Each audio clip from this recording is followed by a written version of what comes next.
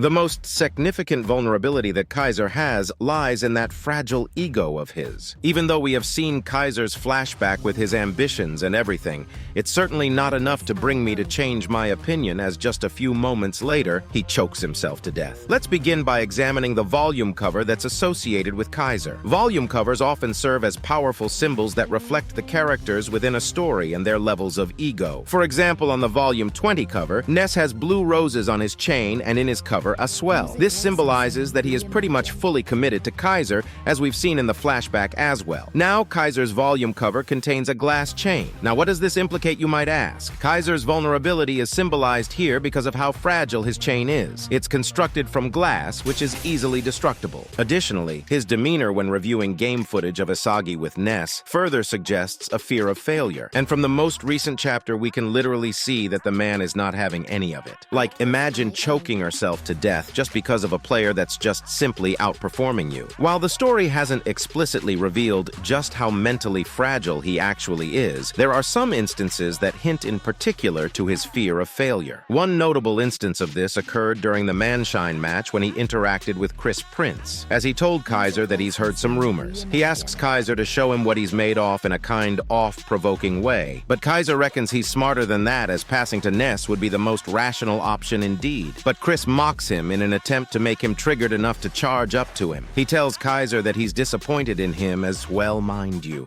as he acts all high and mighty against weaker opponents, but he cowers away in the face of someone superior, which basically summarizes his biggest weakness perfectly. At the end, he still accepts the challenge, though, but the fact that Chris has struck a nerve speaks volumes. I'll use this moment to quickly ask you guys that if you are liking my content so far and wish to support me, subscribe to the channel. Now back to the video. Another example that depicts this is Kaiser, his conversation with Ness. In that conversation, he told Ness that he has crushed all the guys that dared to stand in his way, which were clueless rookies, second-rate veterans, and fading superstars as well. So you could say that the only time he's truly happy is when he's destroying other people's lives. But Isagi is quite different from the other opponents he has been facing so far, as he is a player proclaimed to be Japan's newest super ace. When Kaiser saw him for the first time, he reckoned that he was just another insignificant scrub. But in that game against Manshine City, Isagi has surpassed Kaiser his expectations. His lack of egocentrism really becomes apparent when you realize that the players he's crushed so far haven't been star-level players. This poses a considerable issue, as it suggests Kaiser selectively engages in battles where victory is certain. His inability to face formidable opponents